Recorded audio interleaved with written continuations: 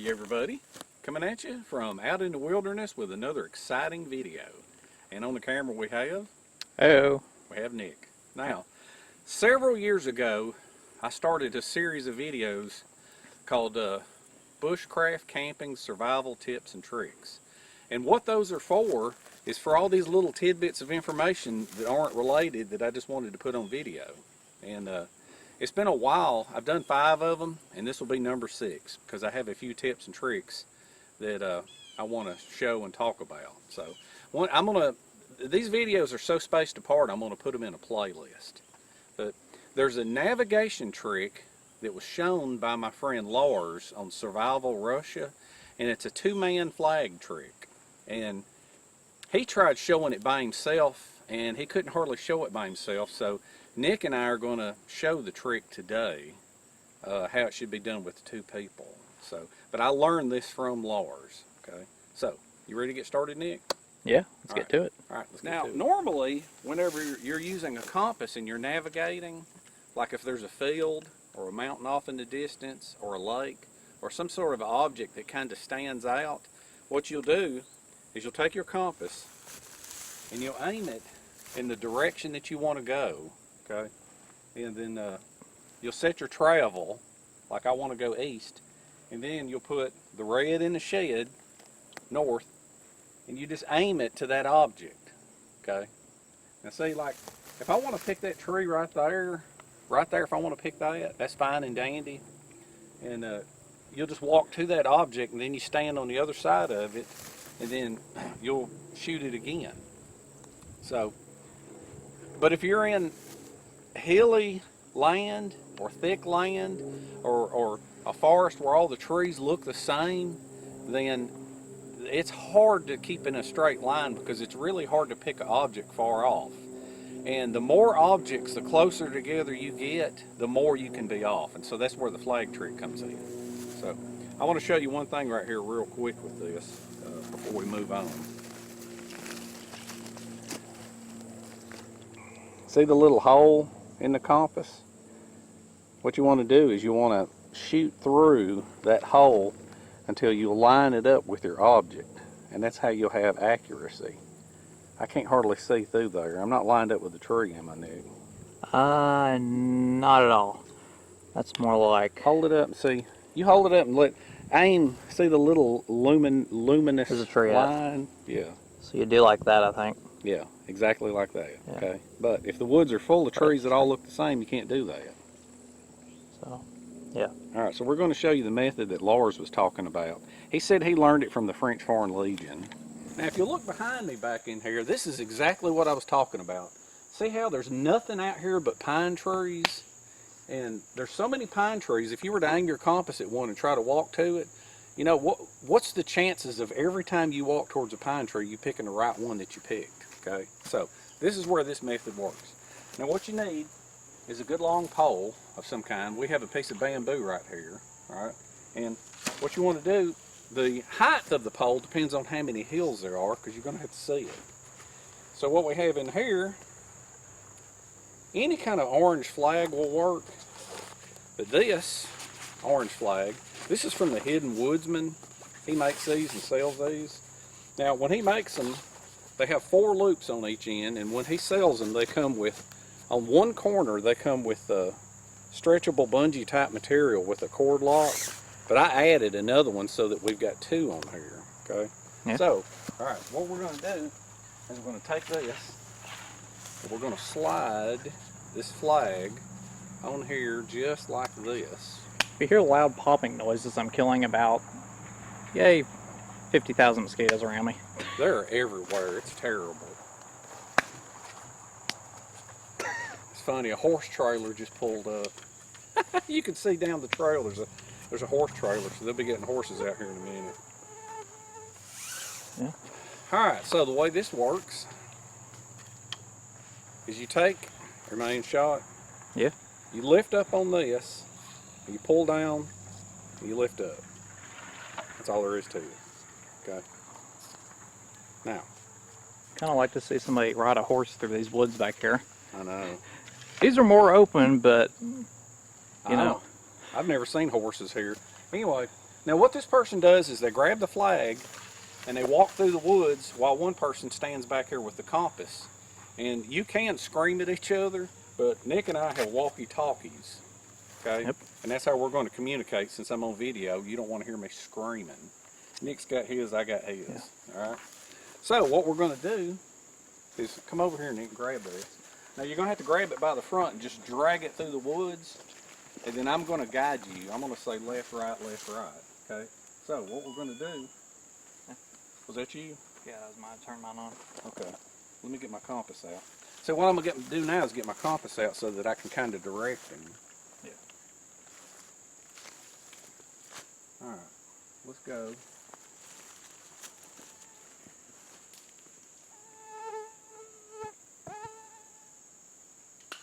All right, see right where I'm pointing? Yeah. Go straight ahead until I tell you to stop. All right, so Nick's going to walk forward, and when he starts getting there, I'm going to guide him with the walkie-talkie.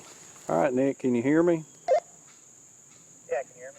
Oh, I can barely see you. I can barely see you. Go ahead and lift the flag straight up in the air.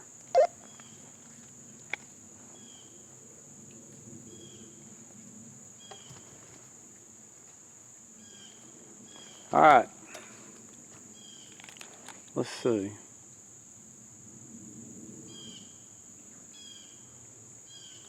I got my direction of travel in the south. Okay, I've got my direction of travel to the south. So what I want to do now is red in the shed. That bubble don't help none.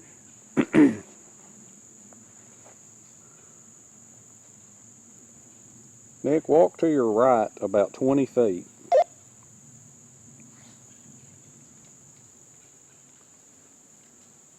Stop right there and hold the flag straight up.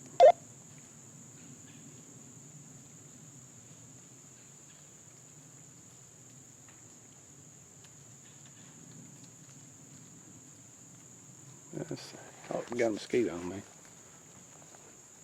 I can barely see that. Nick, will the flag go up higher? Okay, now I see him.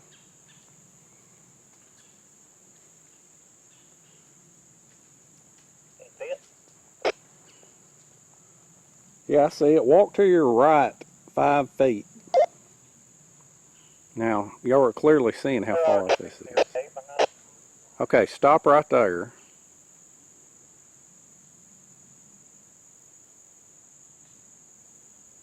Alright, perfect. Now, what we're going to do... Alright, Nick, don't move. You're right in place. Alright, let's walk towards Nick.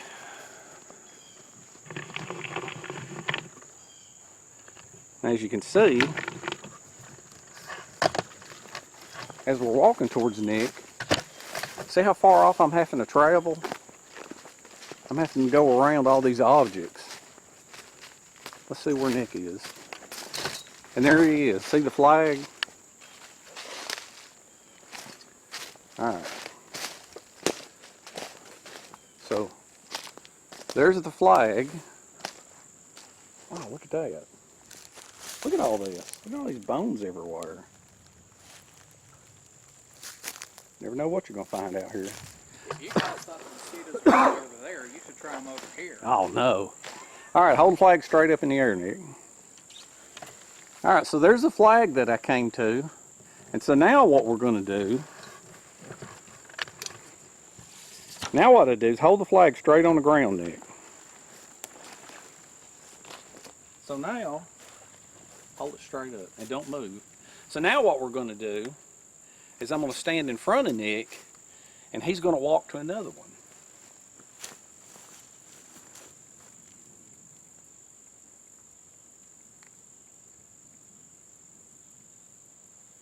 Alright. And that's how it's done. I picked out a spot, and so what Nick's going to do is he's going to crawl through there and go to the other end to where I can see him. And he's going to go to the other end, and then he's going to wave the flag around, and I'm going to tell him on the walkie-talkie again, I'm going to tell him either go to the right or go to the left. And when he's perfectly lined up with my compass, I'm going to walk to him again. Okay? Yeah. So that's the two-person method. All right? Yeah. Makes sense? Any questions? Put them in the comment section. Now I have a few other small tips I'm going to add in this video.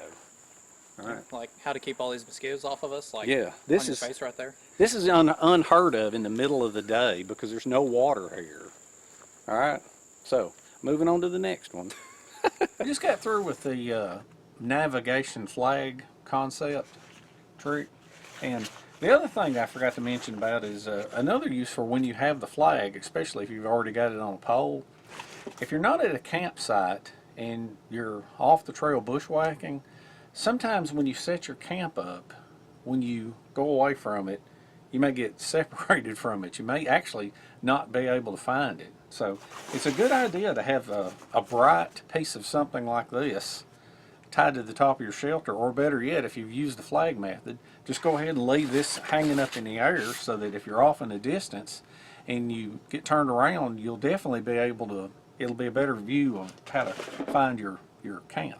And another thing you can do is if you got some old Mylar blankets, you can cut them into strips, and then you can tie them around the top of your camp, especially for at night. And if you go to the craft store, they sell this bright, nauseating looking ribbon, and you could take that stuff right there and you could tie it all around it so that whenever you at night and you're trying to find your camp, if you have to go away at dark, so you can use that, or you can use it as a trail marker. This stuff right here is real cheap. Just buy it at a craft store. Now there's these other things that they sell. There's these little reflective things that go on a dog collar, and what they do is it's a little plastic reflective thing, and you clip it onto your dog's collar, and that way if they're running around out in the road, a car won't hit them. But these things are cheap. You can buy them at like pet stores or maybe Amazon or something, and what you could do is you could clip these things across the ridge line of your tent, or even use them as trail markers for, like, if you have to leave the trail for just a minute and you're going to look at something and you don't want to tie a ribbon up or something, you can just take these things and see they're, I don't know if you can see that or not. Anyway, they're plenty reflective at night. But anyway, they're dog and cat collar markers. Isn't that cool? Let's talk a little bit about saw blades now. These are very popular. Little folding saws, pruning saws, gardener saws, whatever. Now for the most part, when you buy these saws, they're just going to have whatever blade comes with them. Alright. Silky, you can get a fine, medium, or large on the teeth. But now when it comes to bow saws, whenever you're fixing up or restoring or painting one of these old bow saws here, you can order different blades. Baco makes the best blades. Now this blade, there's a difference. There's a dry tooth blade and a green tooth blade. Now see how this right here has points and then it has scallops right here? See how it's got this weird scallop with these big dips in them right here? That is a green tooth blade. Scallop, teeth, scallop, teeth. See that? Now they also make, this is for green wood. Now they make one for dry wood that is nothing but teeth. It has no scallops in it. See the difference? Now let me show you the two compared. Bottom one is for green. Top one is for dry. See the difference in the teeth configuration? So you can choose if you're a bushcrafter, if you're an arborist and you're going to be pruning nothing but green stuff, you probably need the bottom blade. But this top one, if you're going to be a bushcrafter and cutting firewood or maybe old dead trees for shelters, you'll need a dry blade. And they even come in, see this is a much smaller saw than this one, way shorter length, and if you'll see, they even sell them in teeth per inch difference. The top one is a much smaller blade. They're both dry wood blades, but the teeth per inch is different. Alright, just a little tidbit about saw blades. Now for the next little trick, what we're going to do is we're going to see how to climb up a hill like this. Now right now this hill is kind of dry, but it is covered with leaves, which makes it a little bit slick.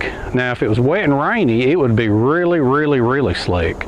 So there's a certain way of getting up a hill like this, and I'm going to show you how to do it safely.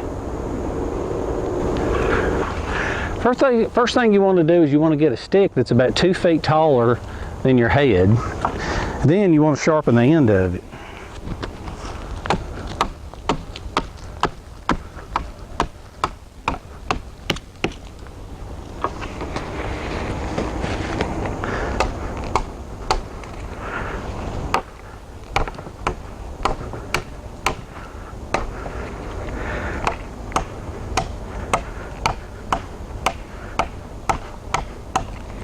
All right, you ain't trying to win a beauty contest, you're just trying to make it sharp on the end so that it'll stab in the ground and not slip.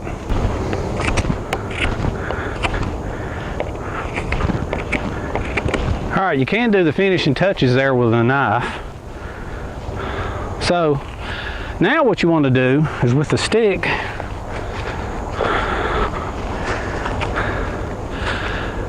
I got the stick here at about head height. I mean, it's about 2 to maybe 3 feet taller than my head. So what you want to do is you stab it in the ground like that. Ease yourself down. Dig heels in. And now that I know I've got my heels dug in, I'm going to stab it in the ground again. And hold my heels in the ground until I'm down at the bottom. And that's pretty much how you do it. Now some might say that this is a waste of time, that why don't you just grab hold of trees on the way down? But not all hills have trees, but a lot of them are slick and covered in leaves, and you'll fall down them, and if you're out in the middle of nowhere, that's not a good thing. Now this isn't much of a hill, but this was a good place for me to film. So that was how you get down a hill. Now how you get up a hill is the same way you go down, but what you want to do, you want to walk up the hill and turn around backwards, okay?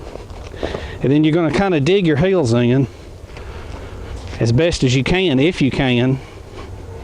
Okay, once the heels are dug in, lift up. I'm going to come back up, try to find a place to dig my heels in, and lift up.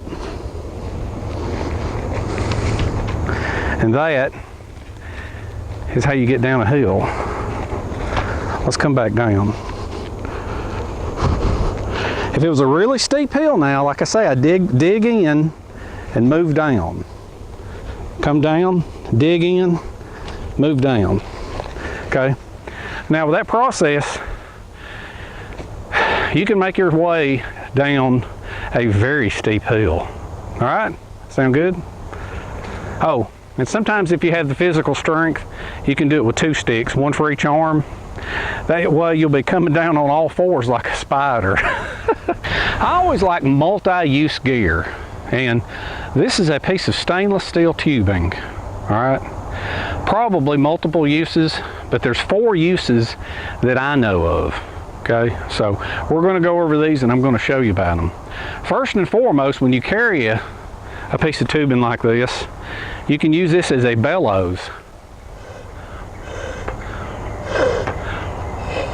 for blowing into your tinder bundle, or you're restoking your fire. All right, now that's one of the uses. The other use is if you have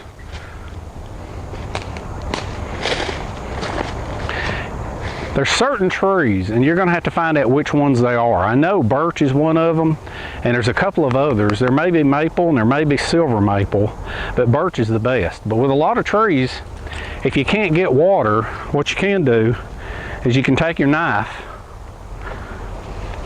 and you can carve out a little place out of the bark, and then take another tree limb or a rock or whatever, and you can drive this tube. You don't drive it into the bark. You can drive this tube up into the wood, and then down below set a container of some kind, mug, cup, plate, whatever, and overnight it will drip clean water out of the tree. All right. Another thing you can do it with is a vine. See, a lot of people, they will take a vine. There's probably one around here somewheres. Let's go see if we can find a vine. Now, this is a vine behind me. It's not a very big vine, but it is a vine. You can get fresh water from this, but a lot of people, what they'll do is they'll take their machete and they'll cut it off down low and cut it up high, okay? And that stops the capillary action, because if you just cut it off at the bottom and try to drink out of it, the water will suck back up. It's a capillary thing, okay? But if you cut the bottom off and you cut the top off, you're only getting about 6 feet of vine worth of water. If you want to get every bit of it out of here, take you a knife, carve it off, stab this end of the vine, let it sit overnight, and it'll drain out clean water, okay? Now, anytime, clean drinking water. Now, very important, if you ever get water from a vine, if it's clear, you're good to go. It's safe to drink. But if it's kind of milky looking, do not drink it. That is bad news. All right, so that's another use for it, getting water out of trees and vines. See that creek back behind me? If you can't boil water, or if you don't have a filter, or you don't have purification tablets, don't drink that water, okay? No matter if it's flowing crystal clear, you don't know what's in it, you don't know what's upstream, okay? But there's certain cases you can drink, and that's if it's bubbling up out of the ground, if you can get to it. So let's take a look. Right here, see all this dirt? Everywhere you look, there's dirt. There's my feet. Now I'm walking over here, and I want you to look at this. Now you see what I'm standing on? Now look down deep inside there. Do you see that water trickling out from the bank? See it? Now you see all this debris and everything in the way? Now how are you going to get down there to drink that water? I managed to get my hand down there in between all these logs, but you don't want to disturb these logs. So if you find a place like this, the water's bubbling directly up out of the ground, and it's very, very extremely cold, what you want to do is you want to crawl down in there and put that tube right on top of that water, and you can suck out all the water you want. Now see, once it comes out of the stream, it goes into that creek, and you don't want nothing to do with that creek once it's past the point of where it's bubbling out of the ground. But where it's bubbling out of the ground is a very good thing. All right? So we have here a portable bellows, a drinking straw, and a tap for trees and vines. Now the last use of it is called a scanning tool.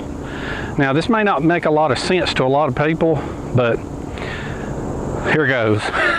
If you've experienced it before, you'll know what I'm talking about. But if you're looking off now, that's not necessarily a mountainside, and that's not real far off, okay? But when you're standing here looking at that, if you're looking for something or somebody or a signal, you're just kind of looking at the whole thing, okay? And it messes your eyes up because you can't concentrate on one area. Now some people, what they'll do is they'll close off their vision like this, and they'll scan very slowly, and then they'll go up, and then they'll scan very slowly, up, scan very slowly. And what that does is it limits your vision to a small place, and it tricks your mind into concentrating more, that if you're looking for something, you'll be able to find it, okay? But with this, what you can do is you can look through it and you can scan certain areas. Now let me see if I can do this so that you can see what I'm talking about. Let me turn this around. Now let's say, for example, let's see, okay. Let me get a little bit closer. All right, let's say that that's your eyes. Let's go up to the sky, let's go down. Now this may be, yeah, that's what it's doing, is the camera is focusing on the small part. And you'll move up, and then you'll scan over. Maybe I can go out some. You're gonna go over. Wait a minute, that ain't, you're gonna go over, then you'll go up, and then you'll go over. Now that's not a good example of it. That's not that great of an example of it, but you get the basic idea. You're basically looking through it, and you're scanning over, go up a little bit, scan over, go up a little bit, scan over. Okay, scanning tool. If you ever get a chance and you have one of these, look off at a mountain, off into a distance, and try that. Just look at it, and when you're looking at it, you're looking at everything. But if you're closing it off, you're concentrating more on the area, and with this, you're concentrating even more, and you're getting a better, you're paying attention more to what's around you. So, isn't that neat? That's 4 uses there, and there's probably several more. What I forgot to mention about this was the fact of it being a drinking straw is not only can you get down between rocks into a spring, well, sometimes there's plants that collect rainwater that if you disturb them, you'll lose that water, but you can reach over inside where the leaves are holding rainwater and drink it out. All right. So, the other thing that I want to talk about is very extremely exciting. It's something that I discovered that is just, it is so cool. And I think it's pretty easy to do. But to start with, the lead up for that is when you're on the trail or when you're in camp, when you're cooking, it starts getting dark. Okay, a lot of times it gets dark in the wintertime early.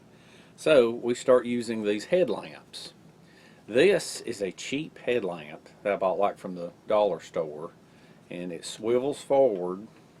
It's got one button that you cut on, and it has 3 little LEDs. All right, that's it. You cut it on, you cut it off, and that's it. All right. Here's one that uses, and this uses a teeny tiny battery. This pretty much lasts 1 trip. This one has, I think, 3 LEDs total, and it swivels forward. It came from the dollar store too. It uses 1 AAA, and you can either cut it on and you have dual lights, or you have a red light. All right. Okay, cheap headlamp. Here's another little cheap headlamp, and this thing uses a AA. This has 3 straps, one over your head, one around your head. And with this thing, I think it's got a button on the side, and it's got a whole bunch of LEDs on it. You mash it one time, and it's got a certain brightness. Mash it again, it gets brighter. Mash it a 3rd time, it gets brighter. And then it's blinking red. Alright, with that said, you all understand what headlamps do. They're cheap, they're small, they have small batteries. In and amongst my kayaking, a lot of times when I'm coming back in the river and it's dark, I wanted some sort of a signal device. Well, I found these cheap things right here at a store called Gabe's. And Gabe's is kind of like Big Lots or Ollie's or Dollarama, I guess. But this thing it's made by a company, it's called Farpoint. And it has LEDs all the way around it with a flashlight, LED flashlight on the end. Uses 3 AAA batteries. It's got a clip, it's got a hook, it's got a magnet. I thought, this is the greatest thing since sliced bread. And I only paid $3 for them. Well, you mash the button one time, and you have a flashlight coming out the end. Turn it off. Mash it again, you've got these super bright LEDs all the way around it. Cut it off. Then, mash it again, you have a red signal device. So I thought to myself, this is going to be great. I could put one on the front of my kayak and one on the back of my kayak. And when I'm at camp, I could either clip it onto my tarp, or if I have a carabiner, I could hang it from my ridge line. And I thought, wow, how about using something like this? Could you imagine a headlamp this powerful? Oh, so what did old Dave think of? Old Dave took a hat, and it would be hard to sew loops on each side of this thing and get it just right. So what I did is I took one large piece of material and I sewed loops in each end, and then once I had the 2 pieces sewed on, I sewed it onto the hat into a position where it would hang to the side. So what I do with this now is you take and slide. Let's see.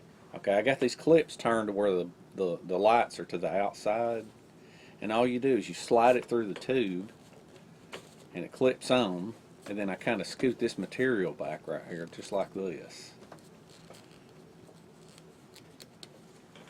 And so that way, normally these I'll carry them, like if I'm kayaking, they'll be on the kayak, but if I'm backpacking, these will be taking up room in the backpack. But, slide this in. But if I got to carry them, why not carry them on my head?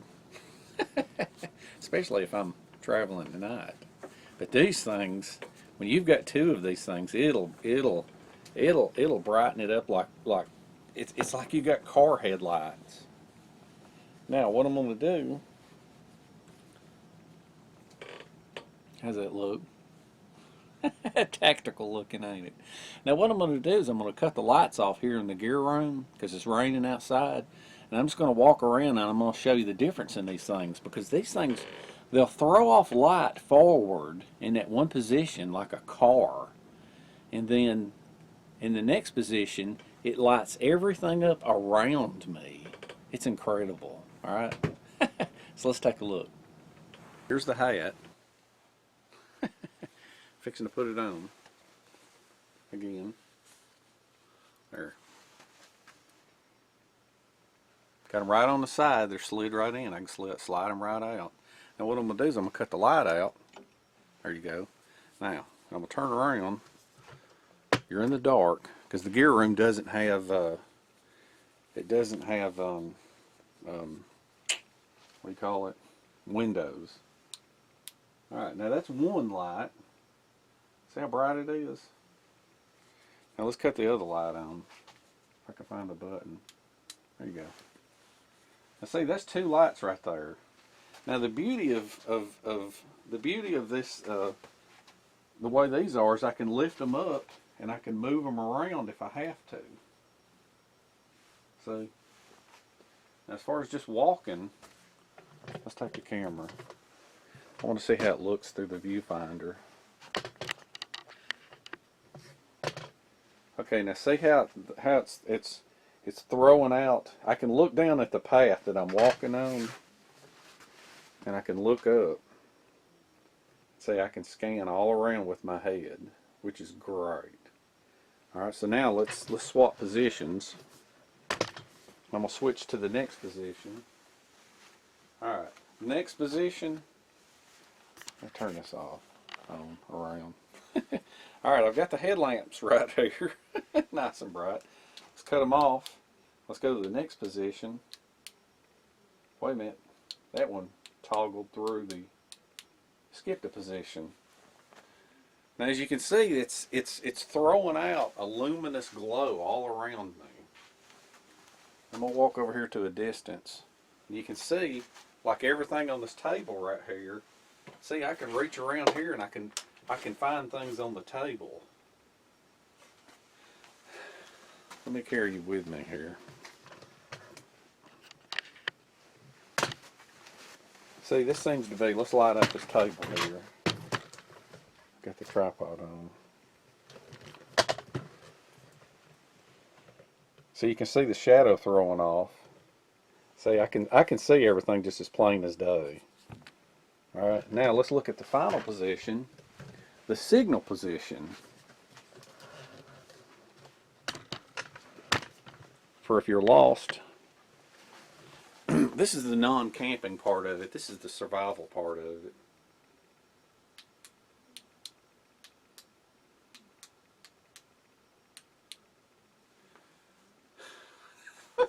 How's that look? Could you imagine walking through the woods like this? People will think you're crazy, but you can see it from a long ways off.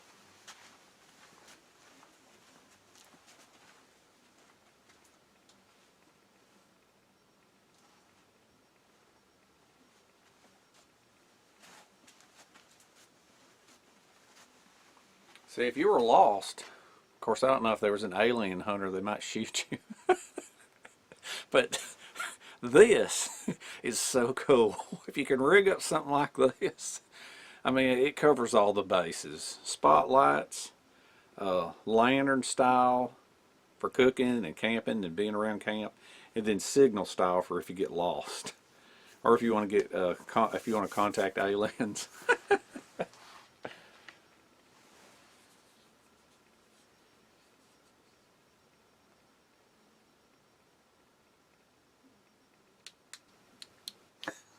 Now, I think as far as homemade devices go, this thing's killer. Oh, and like I was saying, I don't know if you can see it or not, but with them like this, you can lift them up or you can aim them up or down because they've got these flaps on them, if necessary. All right. So I'm gonna really enjoy that because a lot of times in the winter when I'm camping, it sometimes gets dark around 5:30. You know, in the summer times it'll get dark around 8:30 or 9. But in the winter, heck, you're already at camp at 5:30. What are you going to do? Go to bed that early? So you'll need lights, and there's no problem with carrying a bunch of extra AAAs, right? Now, a couple other things I'm just going to throw into this video, just a few random things that I've been wanting to say, all right? Another thing with camping at night, they do sell glow-in-the-dark rope, all right, which is great for if you want to use this for your ridge line, or if you had to, you could stretch it through the woods, tie it at your camp, tie it up overhead to where you can just reach it to where it won't trip you, tie it to a tree at your camp, and then at the other end, wherever you hang your bear bag or your food, that way, or if you're going to have like your cat hole for going, you know, relieving yourself, have this thing tied up and grab a hold of it and follow it at night. So that, I mean, it's literally, it's like, I don't know, it's like a guy line, but anyway, you can use that or whatever. And then they make paracord now that has the built-in little reflective things on it. I don't know if you can see it or not. I showed this in another video at some time. I may have to have the lights off, but they've got little reflective qualities to them. When you shine a light on them, they'll show at night. All right. The other thing, people talking about bears and walking up on bears and stuff, well, always carry a whistle. All right. If you're in bear territory, walk along and just give the whistle a blow every so often. That way they'll hear you. You're not going to be quietly sneaking up on them. May work for bobcats and mountain lions too. I'm not real sure, but generally if animals hear you coming, they'll try to avoid you. Road flares. All right. Now, a lot of people will use bear spray, which is great if a bear charges at them. Some people think that they're going to use a gun, but a lot of times guns aren't a sure thing. You could shoot at a bear, and a lot of times the sound of that will scare a bear off. At least it will a black bear. I don't know about, I have no experience with brown bears or grizzly bears, just black bears. But if you shoot a gun at them, a lot of times that sound will scare them off. But if you shoot one and injure one as it's charging it and you don't kill it, you're in trouble. Well, a flare can not only, it's a multi-use device. Not only can you use this for signaling if you get lost, like say if you hear somebody coming or a helicopter or an ATV or whatever, you can also start a fire with it, and if push comes to shove, if it's really, really bad, you're in close quarters in your tent and a bear rips into it, or if a bear looks like it's fixing to charge you, rip this thing open and hold it out in front of you. Okay? If the bear comes at you, you've got one chance to shove this right in his face. Preferably shove it at his nose. That way when he breathes in the sulfur burning, he ain't gonna stay long. Okay? So that's another thing right there I wanted to talk about. And then another thing I want to talk about is neck knives. A lot of people, when they wear neck knives, they'll wear them with paracord, and some people will boo-hoo and cry and complain and say, oh, you'll hang yourself. Well, when you're on the trail, slide it in your pocket. Don't give it a chance to hang. All right? And another thing is not necessarily tying it in a knot, but use a, now this one's got a stopper knot, because I don't care, I always hang mine in my shirt. But use a cord lock, because that way a cord lock will break loose. And if you're afraid of hanging yourself, undo the knot and do that. Now what I usually do is give myself a little bit of length on the paracord. The other thing that you can do is give yourself a whole bunch of length on the paracord. See, that way this thing, look how much room this has got if you do get snagged. And then as you're carrying it, all you're going to do is pull that paracord up, and then you've just got this extra tail hanging off the back. When you're hiking, hang it in your shirt. All right. Now, I've taken all this a step further. I don't know if I like this or not. I don't know how I feel about it, but I started making these little lanyards out of this bungee type material. That way if it grabs a hold of something, it'll snap back. But I don't know, this may snap back and hit you in the eye. So I haven't really, I didn't pursue this much. I did it with this one knife. And the other thing I did is I found that stuff called mule tape is very, very super strong.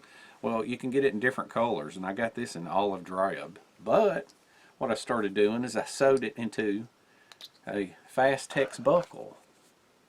Now these Fast-Tex buckles will hold the knife, but they will not hold the human weight. So if you get snagged by this thing, it'll just break loose. Well, so recently I started using that. That's a mule tape. And then I also I bought some of this stuff here. This is not mule tape. This is just a regular 1/2 inch ribbon. Same thing with a little 1/2 inch Fast-Tex buckle. And so you can hang a neck knife from it.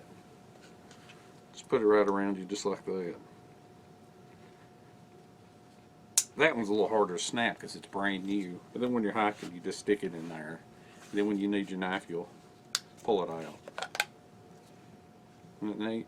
Alright, that's something on neck knives. And then I have one more thing that I want to show you, and then I think that'll be it for this video. A lot of people carry backpacks, and then sometimes I will carry what is called Suspenders, and with a butt pack. This particular setup has a black butt pack, and then it's got a side molly pouch mounted in the middle. Alright. So what you do, put on these, and then you got a pistol belt that you put on. Alright, but this is what I want to talk about. These, alright, these could be pretty much on anything. What they are is let me back up a little bit. These are an addition. Okay, they have a D-ring down at the bottom, and then they have a D-ring at the top. You can loop them on with clips or paracord or whatever, but they'll fit on straps. You know, they'll either fit on straps of a backpack or they'll fit on the straps of a vest like this. And they have a pouch on the bottom, which is plenty enough for a silky saw or a multi-tool or a fire kit or a compass. And then up at the top, they have a Fast-Tex buckle with a very large pouch. And see, I think this is a fantastic addition to any butt pack or any set of suspenders, or even a load-bearing vest if you can get them attached on there. But a friend of mine sent these to me. He bought them off Amazon, and they're made by a company. I kept the tag off of them. Ynex. Can y'all see that? Back there. And you could probably buy them at different places. Ynex Tactical. But anyway, these are cool. He gave them to me. I'd never heard of them. He said, hey, I'm gonna send you something. I think you'll like them. But these are awesome here because they're a good addition to a backpack. So if you've been looking for anything like this, and you could also put them across a belt, maybe on the front. So, but I think that is very, very cool. Anyway, I just kind of wanted to share that, and I think that's everything I wanted to stuff into this video. Now, this is number 6, and in the future, as I have these little tips that I put into things, I may come up with a number 7. I don't know if you've seen the first 5, but after I film this and upload it, I'm going to put all 6 into a playlist. That way they'll be in one spot, because they are years apart. So, hope you enjoyed this. Hope you had a little bit of fun with it. Hope you learned something. Hope I gave you some good ideas. So, have fun, enjoy life, and we shall see you in the next one.